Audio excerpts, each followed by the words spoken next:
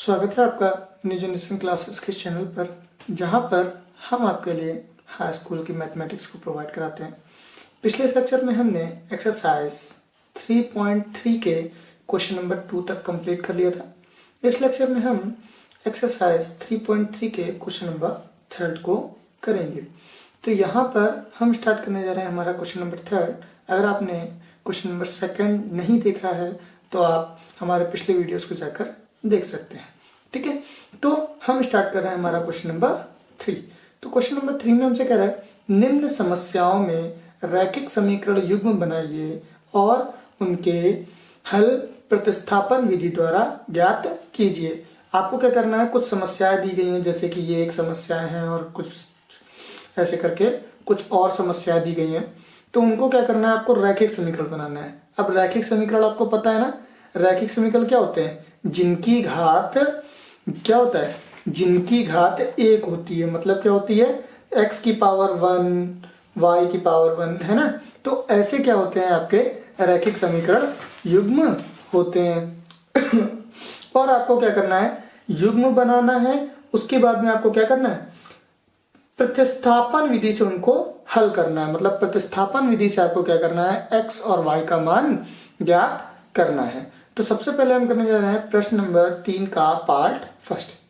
यहाँ पे लिखा है दो संख्याओं का अंतर 26 है और एक संख्या दूसरी संख्या की 3 गुनी है, उन्हें ज्ञात कीजिए। तो आप अगर हमारी यहाँ पे बात समझें तो यहाँ कह रहा है दो संख्याएं हैं कोई, तो हम पहले क्या लिखेंगे, लिखेंगे माना पहली संख्या x और दूसरी संख्या क्या होगी, दूसरी संख्या हमने क्या मान ली कि वो y है। तो यहां से कह रहा था कि पहली संख्या हमने x मान ली और दूसरी संख्या y। यहां पे भी तो हमसे कह रहा था दो संख्या है, तो पहली संख्या x है और दूसरी संख्या y है का अंतर। तो यहां से हम समीकरण बनाएंगे। अगर कंडीशन फर्स्ट देखें, मतलब स्थिति नंबर 1, तो उसके हिसाब से अगर देखेंगे तो क्या है, दो संख्याओं का अंतर 26 है। अंतर मतलब क्या होगा, घटाना। मतलब x में से अगर y को घटाएंगे तो वो बराबर हो रहा है 26 के। ये हो गई आपकी इक्वेशन नंबर फर्स्ट। वही कह रहा है आपसे एक संख्या दूसरी संख्या के 3 गुनी है। मतलब पहली संख्या अगर x है, कौन सी स्थिति देख रहे हैं, स्थिति नंबर 2 है ना। पहली स्थिति तो हमने बना ली। कह रहा है कि एक संख्या दूसरी संख्या की 3 गुनी है। मतलब अगर पहली संख्या x है तो दूसरी संख्या क्या है, वो बराबर है 3y के। मतलब पहली संख्या दूसरी संख्या की 3 गुनी है। ठीक है, उन्हें ज्ञात कीजिए। अब आपको क्या करना है, ये जो x और y है इसका हमें मान पता करना है कि क्या होगा। ठीक है, अगर हम यहाँ पे x की और y की वैल्यू रखें तो उसके बराबर में 26 आना चाहिए, और x की जगह पे कुछ वैल्यू आएगी और y की जगह पे अगर वैल्यू रखेंगे तो इसकी 3 गुना आनी चाहिए, x की 3 गुना y की वैल्यू यहाँ पे आएगी। तो ये हो गई हमारा इक्वेशन नंबर 2। अब आपको पता है प्रतिस्थापन विधि क्या होती है। प्रतिस्थापन विधि में क्या करते हैं, हम x की वैल्यू निकालते हैं। तो यहाँ तो हमें x की वैल्यू पहले से पता है, तो हम क्या करेंगे, समीकरण 2 से x का मान क्या कर रहे हैं, रखने पर, किसमें, 1 में रखने पर, किसमें, 1 में रखने पर अगर रखेंगे तो x बराबर है 3y के। तो यहाँ पे x की जगह पे क्या रखेंगे, 3y माइनस का y इक्वल्स टू 26। तो यहाँ से 3y थे, 1y चला गया, क्या बचा, 2y बराबर में 26। तो y बराबर क्या आ गया, 26 अपॉन में 2। तो यहाँ से y की वैल्यू क्या आई, y की वैल्यू आ गई 13। क्या आ गई, 13 आ गई। अब ये y का मान आप क्या करिए, किसी भी समीकरण में रख दीजिए, चाहे 1 में या चाहे 2 में। तो हम क्या करेंगे, रखेंगे y का मान, क्या, y का मान समीकरण 2 में रखने पर। ठीक, अगर हम y का मान समीकरण 2 में रख दें तो देखिए x बराबर y जहां जहां पे आएगा वहां पे क्या रखना है 13, तो x बराबर 13 त्या 39, तो x की वैल्यू क्या आ गई 39 आ गई। अब देखो हमने ये आंसर सही निकाले कि गलत, कैसे चेक करेंगे? देखो अगर हम x की जगह पे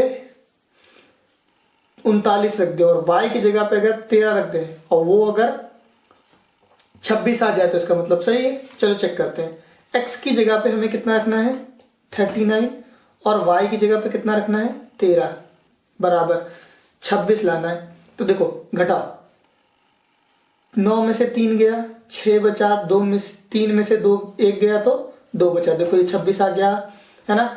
ऐसे ही इसके लिए भी चेक कर लो, x की जगह पे 39 रखना है ना, बराबर में y की जगह पे आपको कितना रखना है 13 है ना, y की जगह पे कितना रखना है 13, तो 3 गुणे 13, तो ये क्या हो गया 39 बराबर में 39। देखिए बराबर आ रही ना, x की वैल्यू बराबर थी 3y के, तो देखो 3y के बराबर है, इसका मतलब हमने क्या किया है आंसर सही निकाला है। तो इस तरीके से हमारा क्वेश्चन नंबर 3 का पार्ट फर्स्ट कंप्लीट होगा। नोट कर लीजिए इसको। अब हम करेंगे हमारा क्वेश्चन नंबर सेकंड, इसका मतलब पार्ट नंबर सेकंड। तो पार्ट नंबर सेकंड में हमसे कह रहा है दो संपूरक कोण है ना, कह रहा है कि कोई दो संपूरक कोण है में बड़ा कोण छोटे कोण से 18 डिग्री अधिक है। अब दो संपूरक कोण की बात हो रही तो पहला कोण और दूसरा कोण मान लेंगे। माना बड़ा कोण, क्या बड़ा कोण x और छोटा कोण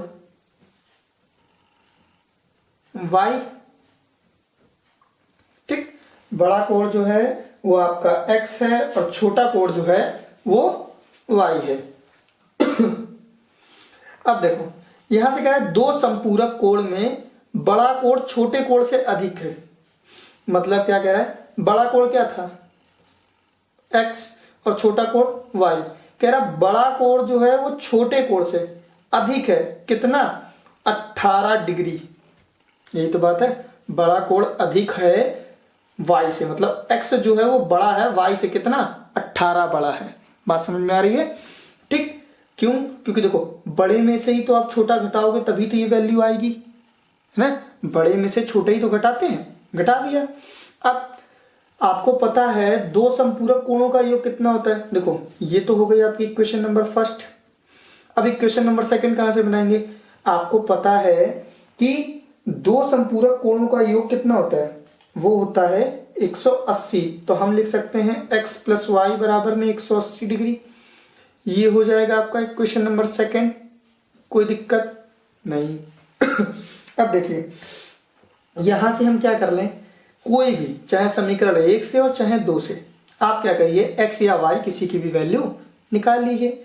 तो हम क्या करेंगे, x लिखेंगे समीकरण 1 से।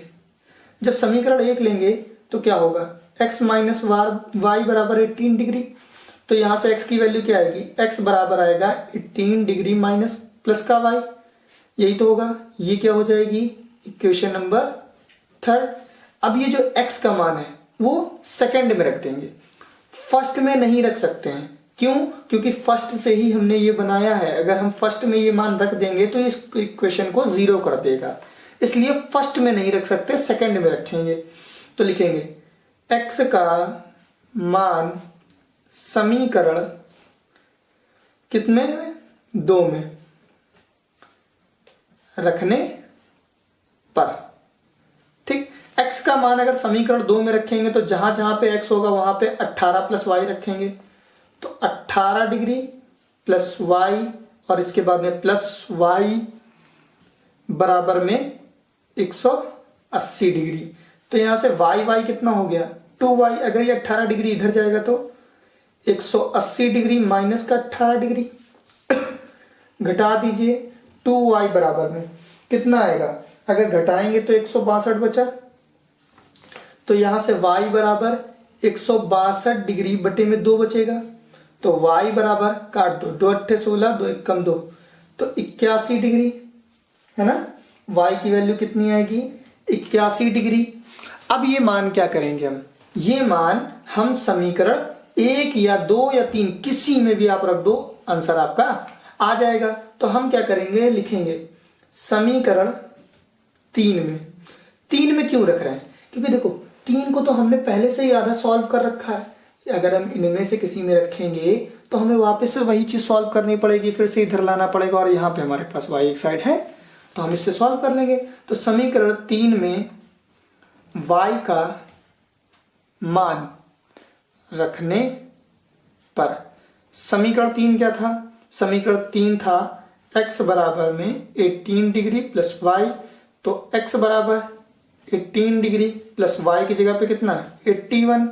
तो x बराबर, देखो इसको जोड़ दो, 8 1 9 8 1 9, तो 99 डिग्री क्या हो गया हमारा x की वैल्यू आ गई।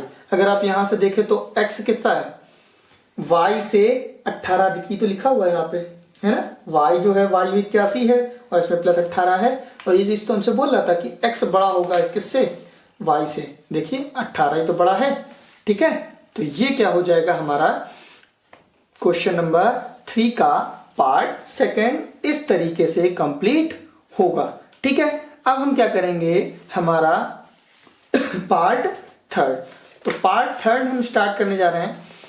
हमसे पार्ट थर्ड में कह रहा है, एक क्रिकेट टीम के कोच ने 7 बल्ले और 6 गेंद 3800 रुपए में खरीदी। अब बैट और बल्ले की बात हो रही तो हम सबसे पहले मान लेंगे कि बल्ला माना, लिखेंगे माना एक बल्ले का मूल्य बराबर x रुपए है और एक गेंद का मूल्य बराबर है y रुपए। कोई दिक्कत नहीं, हमें 2 चर मान लिए हैं, है ना। ये जो 2 चर थे, जो इन्होंने 2 चीजें बोली उसको हमने मान लिया। बाद में उसने 3 बल्ले तथा 5 गेंदें 1750 रुपए में खरीदी। प्रत्येक गेंद का मूल्य ज्ञात करना है। आपको क्या करना है, गेंद का मूल्य कितना है वो पता करना है। तो सबसे पहले हम क्या करेंगे, इक्वेशंस बना लेंगे, 2 समीकरण बना लेंगे, रैखिक समीकरण। तो कैसे बनाएंगे, देखिए क्या रहा, एक क्रिकेट टीम के कोच ने 7 बल्ले और 6 गेंद कितने में खरीदी, 3800 रुपए में। अब भाई अगर आप दुकान पे गए, दुकान पे जाने के बाद में आपने कहा कि बल्ला दे दो, तो आपने बल्ला ले लिया, और फिर आपने कहा गेंद दे दो, तो गेंद ले ली। अब आप दुकानदार को अलग अलग पैसे तो दोगे नहीं भाई। आप दुकान पे जाओगे तो दुकान पे उससे ये तो बोलोगे नहीं ये लो बल्ले के पैसे, फिर उसके बाद में आप बोलोगे अच्छा हाँ गेंद के तो रहेगा, गेंद के लो। नहीं, आप दोनों के एक साथ जोड़ के दोगे तो आप क्या कहोगे कि एक बल्ले का मूल्य x रुपए था, तो 7 बल्ले का मूल्य कितना हो जाएगा, 7 बल्ले का हो जाएगा 7x, है ना। तो 7x प्लस 6y बराबर में आपने कितना 3800 रुपए दिया। 6y क्यों, क्योंकि एक गेंद का मूल्य y रुपए था, तो 6y का कितना हो जाएगा, 6 गेंद का कितना हो जाएगा 6y, और दोनों का मूल्य आप जोड़ के ही तो दोगे, है ना। तो ये आपका हो जाएगा, ये हो जाएगी क्वेश्चन नंबर फर्स्ट। फिर वो क्या हुआ, बाद में फिर वो दुकान पे गया, उसने 3 बल्ले खरीदे, तो इस क्वेश्चन सेकंड क्या बनेगी 3x, क्योंकि एक बल्ले का मूल्य कितना था x रुपए, तो 3 बल्ले का 3x तथा 5 गेंदे 1750 रुपए प्लस 5y बराबर में कितना 1750 रुपए उसने दिया। ये क्या हो गया आपका इक्वेशन नंबर सेकंड। अब सॉल्व कैसे करेंगे, इसको सॉल्व करने का वही प्रोसीजर रहेगा। आप चाहे क्वेश्चन नंबर फर्स्ट और चाहे क्वेश्चन नंबर सेकंड ले लो। पिछली बार हमने क्वेश्चन नंबर फर्स्ट लिया था, तो इस बार सेकंड ले लेंगे, कोई दिक्कत नहीं है। तो यहां से सॉल्व करेंगे तो समीकरण 2 से, ठीक है। तो समीकरण 2 क्या है, 3x प्लस 5y बराबर में 1750। तो यहां से अगर हम 3x बराबर निकाले तो क्या आएगा 1750 माइनस का 5y, क्यों ये प्लस का y था, इधर आएगा तो माइनस का। तो 3x बराबर यहां से अगर x की वैल्यू निकाले तो x बराबर में 1750 माइनस का 5y अपॉन में 3 हो जाएगा। क्यों? क्योंकि ये गुणे में था, इधर आएगा तो भाग में। तो x की वैल्यू आपकी ये आ गई। ये क्या हो गई? Equation number third. अब देखिए अगर ये हमारी इक्वेशन नंबर थर्ड है तो हम ये थर्ड इक्वेशन का मान किस में रखेंगे? फर्स्ट में। तो समीकरण 1 में x का मान रखने पर, अब मेरी बात समझिएगा, ये जो x का मान है वो हम 2 में क्यों नहीं रख रहे हैं? क्योंकि समीकरण 2 से ही हमने ये समीकरण 3 बनाया है। अगर हम ये x का मान समीकरण 2 में वापस से रख देंगे तो ये इस इक्वेशन को 0 कर देगा। ठीक है, तो इस वजह से समीकरण 2 में ये मान नहीं रख सकते हैं, हम 1 में ही रखेंगे। तो रखते हैं, जहां जहां पे x आएगा वहां पे हम ये मान रखेंगे।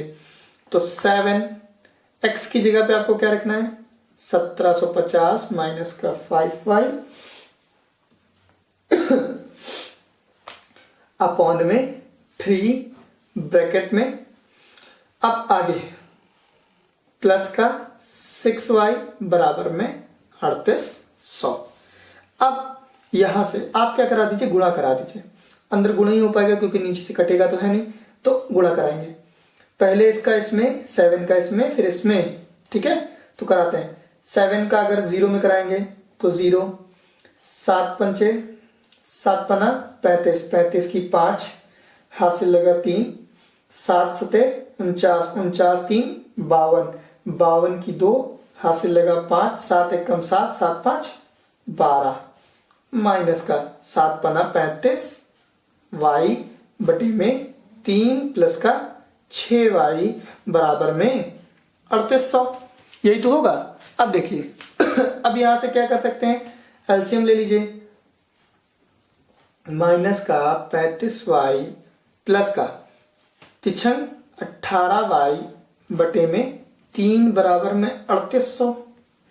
तो अगर आप इस 3 को इधर भेज देंगे तो क्या होगा? 12 250 माइनस, देखिए माइनस के 35 में से 18 अगर घटाएंगे तो 17 बचेगा, है ना? 17 बचेगा। y बराबर में इसका गुणा जब आप इससे कराओगे तो 0 0, 3 8 24, 24 की 4, हाथ से लगा 2, 9 2 11, ये बन जाएगा। अब आप क्या कर लीजिए? इसको एक तरफ भेज दीजिए। तो माइनस का 17y बराबर में ये इधर चला जाएगा तो 11 400 माइनस का 12 250। अब इसको घटा लीजिए। अगर आप घटाएंगे तो यहां से आ जाएगा 17y बराबर में 850, या y बराबर आप देखेंगे तो ये माइनस से माइनस कैंसिल, तो y बराबर हो गया 50 बटे में 17। अगर आप इसको काटेंगे तो ये आएगा 17 पचे 85, तो 50 बार में, तो y की वैल्यू कितनी आ गई? 50। y की वैल्यू कितनी आ गई? 50 आ गई। अब आप क्या कीजिए? इस मान को, ये जो y का मान है, इसको आप समीकरण 1 2 3 किसी में भी रख दीजिए। तो रखते हैं, लिखेंगे y का मान समीकरण 3 में। 3 में क्यों? क्योंकि आपको पिछली बार बताया था इसको हम सॉल्व करके लाए हुए हैं। 3 में रखने पर तो x बराबर में 1750 माइनस का 5 इंटू वाई की जगह पे 50 बटे में 3, तो x बराबर में 1750 माइनस का 5 बचे 25, मतलब 250 बटे में 3। अगर देखें तो x बराबर में, इसको घटाएंगे तो 1500 बटे में 3। तो यहां से x की वैल्यू कितनी आ जाएगी? x बराबर आ जाएगा 500। कितना आ जाएगा? 500। और आपसे क्या पूछा था? प्रत्येक गेंद का मूल्य ज्ञात कीजिए। तो गेंद का मूल्य, एक गेंद कितने रुपए की थी? y रुपए की। तो y की वैल्यू कितनी आई? 50। तो यहां से आप क्या कहेंगे? गेंद का मूल्य बराबर 50 रुपए। गेंद का मूल्य कितना आ गया? 50 रुपए आ गया। ठीक है, तो इस तरीके से हमारा क्वेश्चन नंबर 3 का पार्ट 3 कंप्लीट होगा। नोट कर लीजिए इसको। अब हम करेंगे हमारा क्वेश्चन नंबर 4। तो अब हम हमारा क्वेश्चन नंबर 3 का पार्ट 4 करने जा रहे हैं। यहाँ पे हमसे कह रहा है एक नगर में टैक्सी के भाड़े में एक नियत भाड़े के अतिरिक्त चली गई दूरी पर भाड़ा सम्मिलित किया जाता है। 10 किलोमीटर दूरी के लिए 105 रुपये तथा 15 किलोमीटर दूरी के लिए 155 रुपये है। एक नियत भाड़ा तथा प्रति किलोमीटर भाड़ा ज्ञात कीजिए। अब देखिए आपसे क्या कह रहा है कि कोई जगह है, वहां पर क्या है कि आपको अगर टैक्सी लेनी है तो उस टैक्सी के लिए एक नियत भाड़ा है, एक फिक्स भाड़ा है, वो आपको पे करना होगा। प्लस आप जितनी दूरी जाओगे, मान लेते हैं आप 10 किलोमीटर अगर जाते हो तो आपको 105 रुपये तो देना ही देना है, प्लस आपको जो वहां का नियत भाड़ा है, जो फिक्स भाड़ा है, वो भी देना है। ठीक है, मतलब 105 रुपये तो दोगे ही दोगे। अगर कहीं पे नियत भाड़ा 10 रुपये है तो आप टोटल कितना दोगे? 105 तो 10 किलोमीटर का दोगे ही दोगे, प्लस 10 रुपये और दोगे। क्यों? क्योंकि वो नियत भाड़ा है। ऐसे ही अगर आप 15 किलोमीटर जाते हो तो 155 रुपये तो दोगे ही दोगे, प्लस 10 रुपये। क्यों? क्योंकि 10 रुपये उसका नियत भाड़ा है। ठीक है, तो यहां पर हम क्या करेंगे, मान लेंगे, माना, ठीक है, माना नियत भाड़ा बराबर है x रुपए और हम मान लेंगे कि जो उनका किलोमीटर भाड़ा है ना, प्रति किलोमीटर भाड़ा है ना, प्रति किलोमीटर भाड़ा जो है उनका वो y रुपए के बराबर है। तो यहां से हम अगर कहें कि उनका फिक्स है कि आप अगर एक टैक्सी लेते हो तो x तो फिक्स है, अगर हम इक्वेशन बनाए तो x तो उनका फिक्स है, नियत भाड़ा तो उनका फिक्स है, वो तो नहीं रहेगा, वो बदलेगा नहीं कभी भी। लेकिन अगर आप 10 किलोमीटर जाते हो, है ना, 1 किलोमीटर का y रुपए था तो 10 किलोमीटर का 10y, तो आपको दोनों का मिला के 105 रुपए पे करना है। ठीक है, कितना? 105 रुपए आपको पे करना है। अगर आप जाते हो कहीं पर 10 किलोमीटर तो आपको क्या करना है, 10 किलोमीटर का जो भी होगा वो आपको देना पड़ेगा, प्लस नियत भाड़ा मिला के 105 रुपए आपको देना है।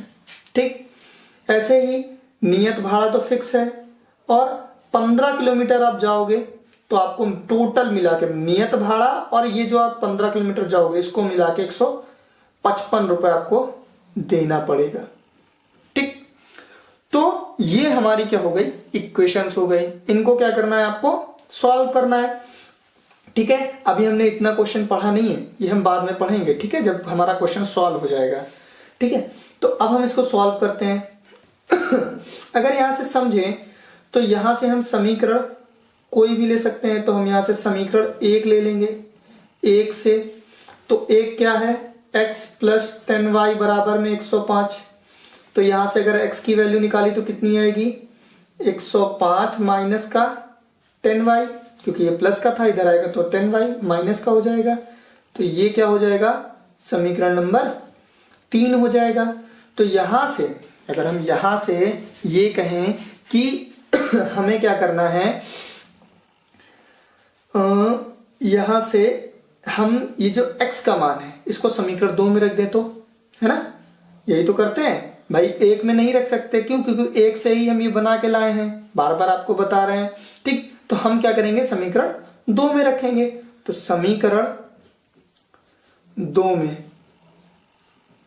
x का मान रखने पर तो रख देंगे इसमें जहां जहां x होगा वहां पे ये वैल्यू रख देंगे। तो x आया 105 माइनस का 10y प्लस का 10y,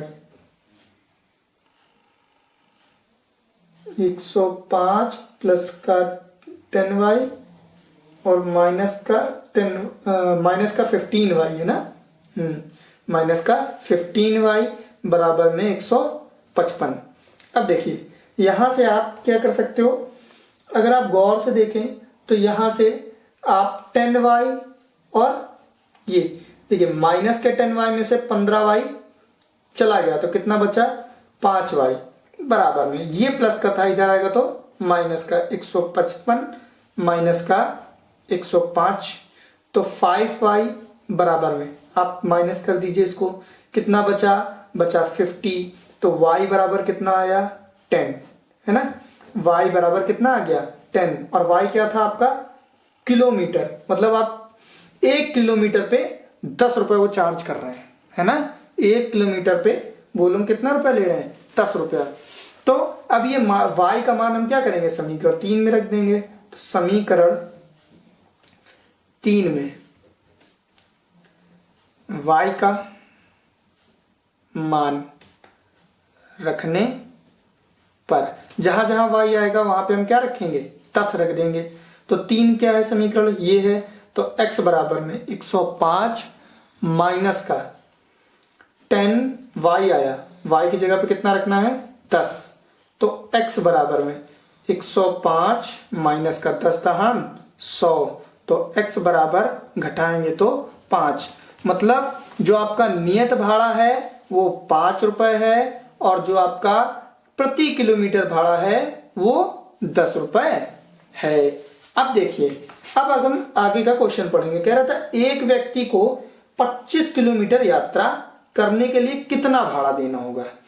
अब देखो आप मेरी बात समझो, उसको क्या करना है 25 किलोमीटर जाना है तो आप क्या लिखोगे 25 किलोमीटर के लिए क्या लिखोगे 25 किलोमीटर के लिए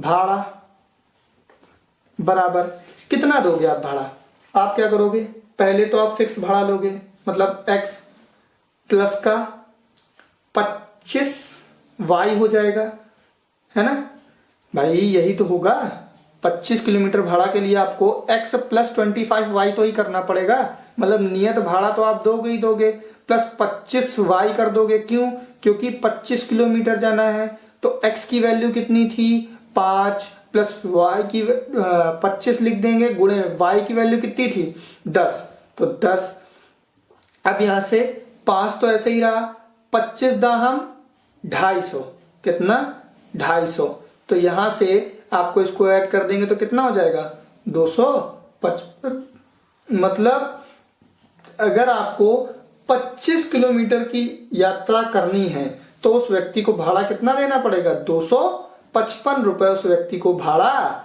देना पड़ेगा। तो इस तरीके से हमारा इसका पार्ट 4th कंप्लीट होगा।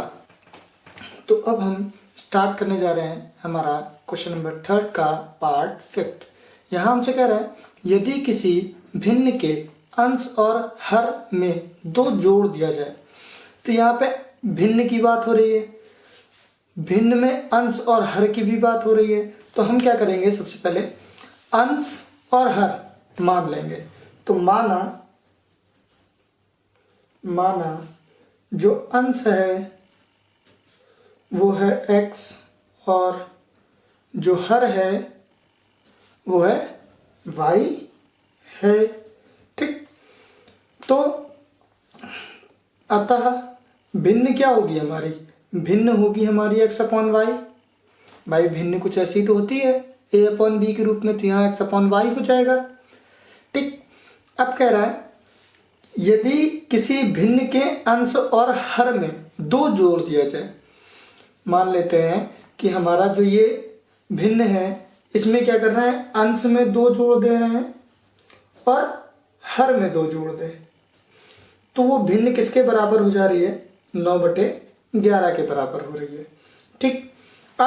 अब इस इक्वेशन को हम लोग क्या करेंगे सॉल्व कर लेंगे। सॉल्व करेंगे कैसे, देखिए क्रॉस मल्टीप्लाई करा सकते हैं ना, तो 11x प्लस का 22 11 दूना 22, इसका अगर इधर मल्टीप्लाई कराएं तो 9y 9 दूना 18।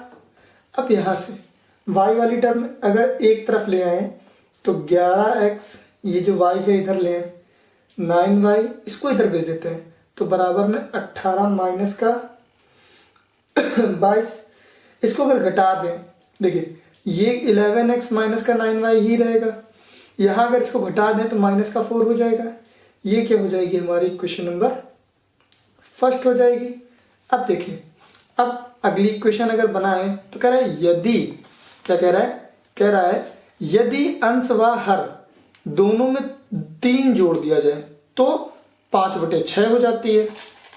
मतलब कह रहा है अंश में कह रहा है 3 जोड़ दें और हर में 3 जोड़ दें तो वो भिन्न किसके बराबर हो जाती है, 5/6 के बराबर।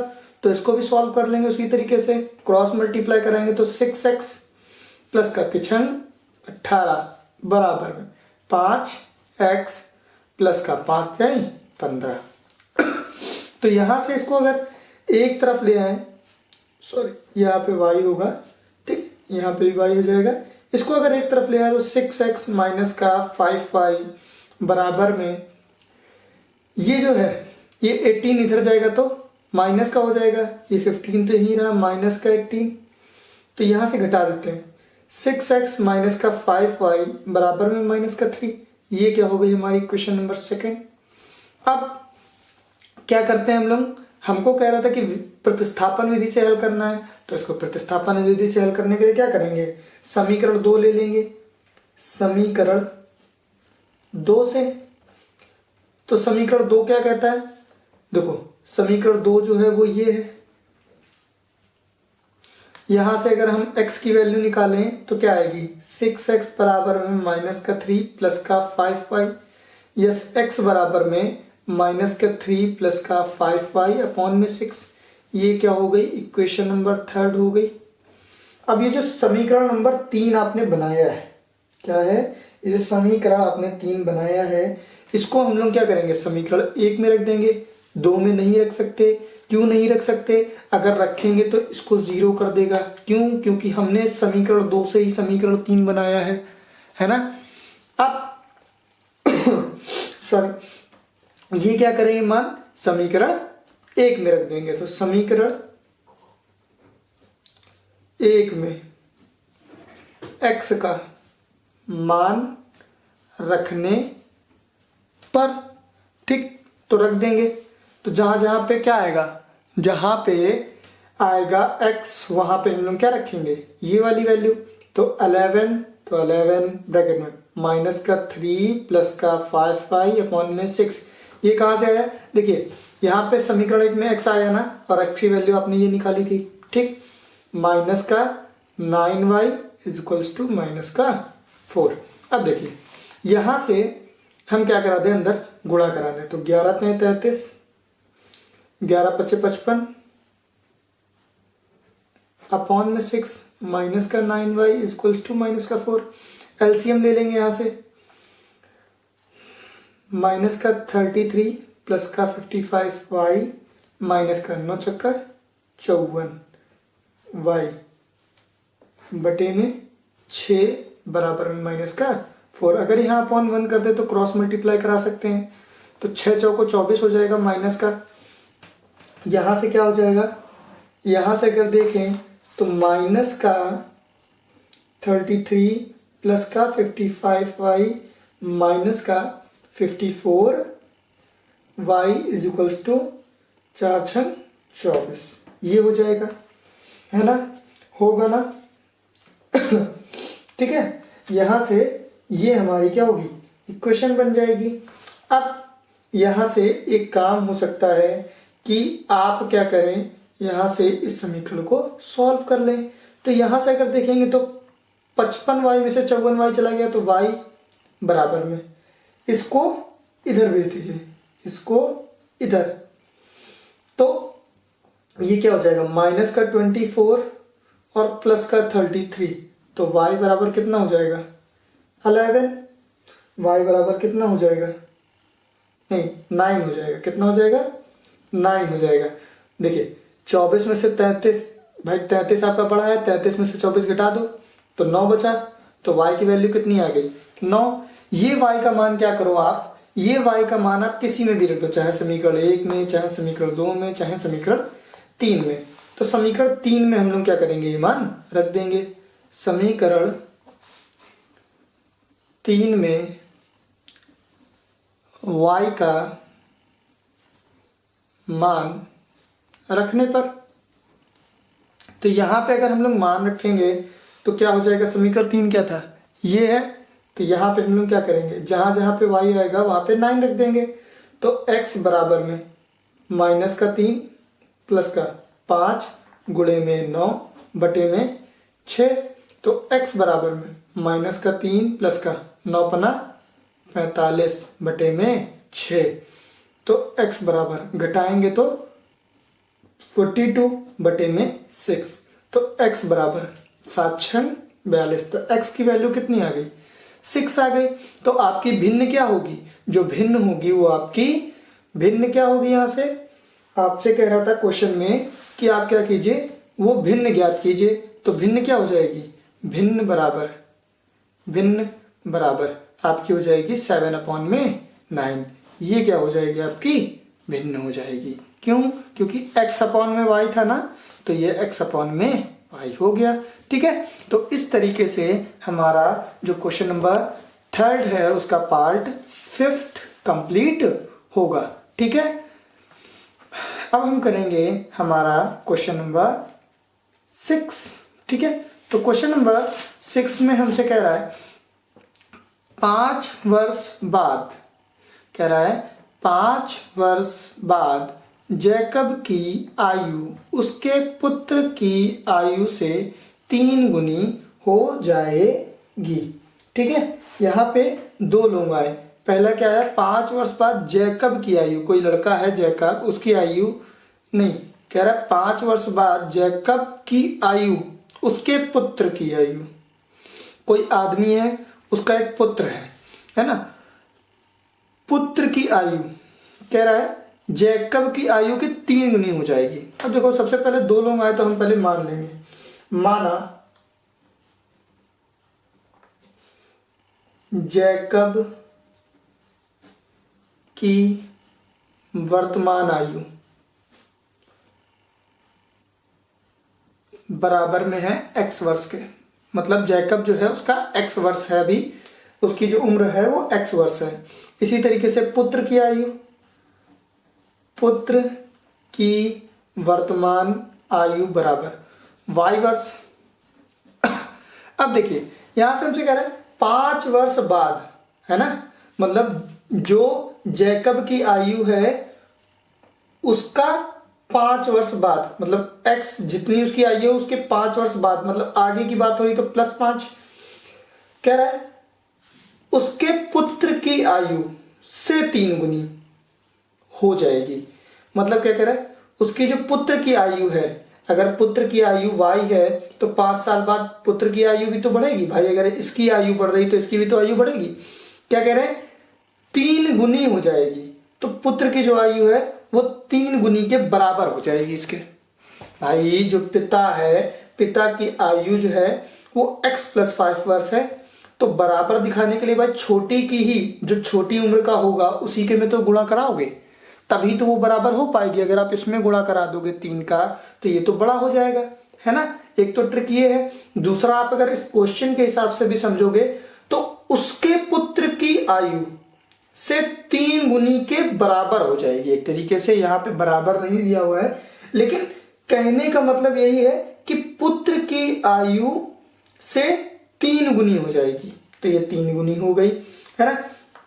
अब हम यहां से क्या कर लेंगे, इस इक्वेशन को सॉल्व कर लेंगे। तो x + 5 बराबर में 3y प्लस का 5 क्या है 15। तो यहां से अगर y वाला टर्म एक तरफ आ जाए, x वाला टर्म एक तरफ, तो x - का 3y बराबर में 15 - का 5।